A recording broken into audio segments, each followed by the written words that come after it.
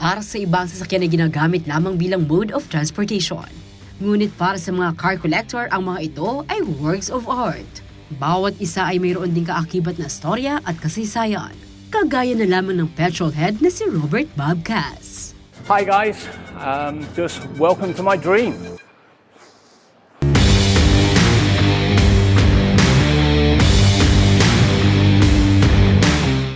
Nasa 13 lang naman ang Ford Mustang na matatagpuan sa ground floor ng family house ni Bob. Simula pagkabata, ito na raw ang kanyang pangarap. The Mustang was the poster car in my bedroom. It was something which was just like, it was a dream. I want to work towards this. You know, some people, I come from Europe, people in Asia and everything, I found like European cars and things like that, your Ferraris and your Porsches and everything, absolutely beautiful cars. In the UK, the dream was a Mustang.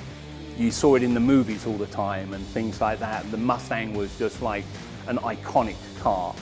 Taong 1964 nang ilaunch ng Ford ang kauna-unahang Mustang na 1965 model. Ang taon kung kailan din ipinanganak si Bob. We have this sort of like connection, the Mustang and I sort of thing. And it was a dream to have a 1965 Mustang. That was my dream. Ang kanyang pinakaunang Ford Mustang ay ang Mach 1 1969.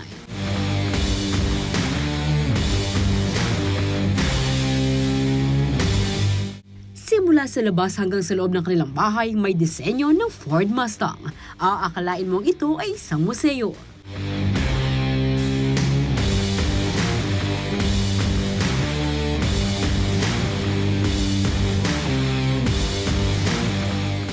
Maging Hot Wheels cars, mayroon din si Bob. Sa loob ng 2 buwang pangungulekta, ito ay nasa 200 to 300 pieces na.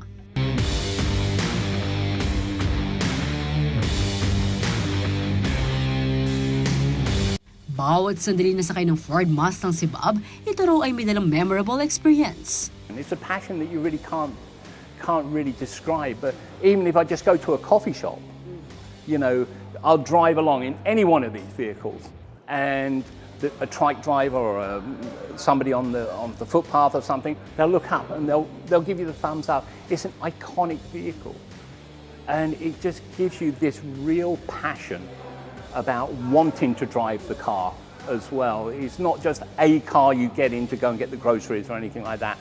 You know, is it a status symbol? Yes and no, if I'm honest with you. You know, if you're driving a Porsche or a Rolls Royce or something like that, I guess you can call them a status symbol. But the Mustang becomes a part of you. And again, it's very hard to describe, but it's a real personal connection that you actually get with your car. Ang collection ni Bob, itinuturing daw niya bilang kanyang babies. All of these are dry cars. Well, I call them dry cars. I hate them going out in the rain or anything like that. You know, these are my babies, so to speak. And I wouldn't take my baby out in the rain or anything like that at all, so why should I take my car out in the rain? But no, all of these are dry cars. We've got the truck for the running around. If we go out on a special occasion, we go to a coffee shop or we go out for a meal or whatever type thing, then yeah, we'll certainly take one of the cars. You know, they're all driven. Napapalibutan din daw si Bob ng supportive individuals, kaya nagagawa niya ang kanyang pangarap. They think I'm crazy. No, you know, I'm surrounded by good people.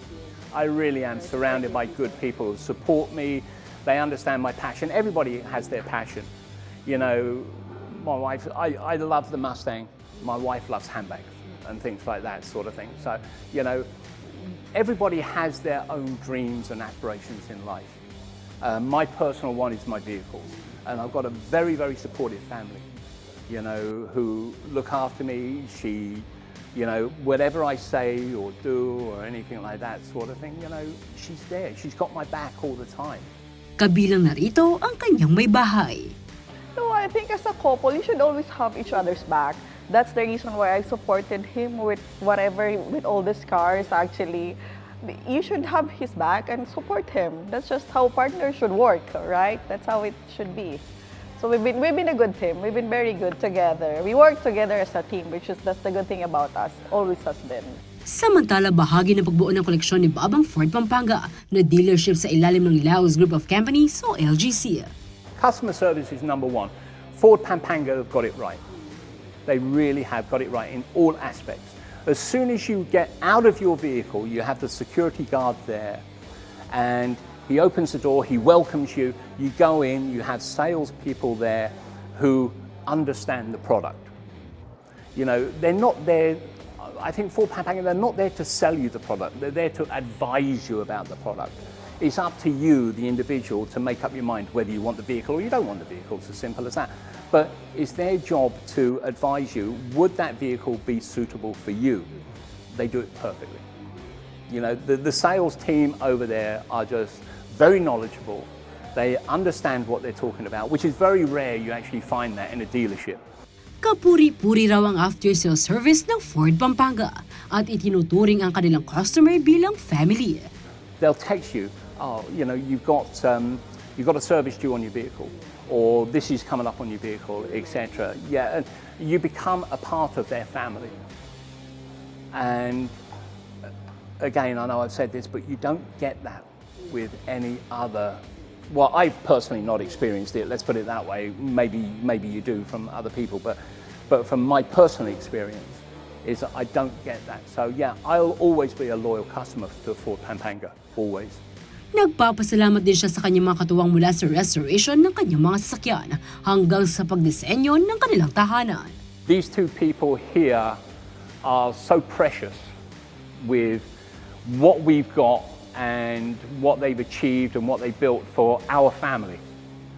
And we'll be forever grateful to the pair of them. As I say, Marlon, he did a fantastic design. He came up with some ideas. I came up with some ideas. When he looked at me with the ideas, he said, really, are you sure? You really want to do this type of thing? But he achieved it.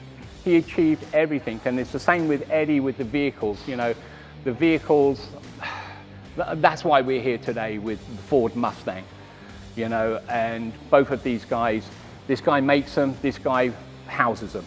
Samantala, may mensahe naman si Bob para sa mga nagnanais magsimula o magpalago ng kanilang car collections. Follow your dream, follow your heart. Really, really. Anything is possible. If you, anything in life, as they say, is possible if you just focus on what you want. Have an end goal, you know, and then how you get to the end is determined by yourself. So if you have, you know, if you want to go left, right all the time, then it's going to take you a lot longer to get to your end goal. I had in mind, because my father, he had blue blood, he had Ford written all over, he was Ford all the way, and it's kind of like handed me down, so it was all Ford with me.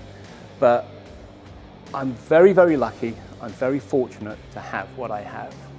And I couldn't have what I have without the people behind me.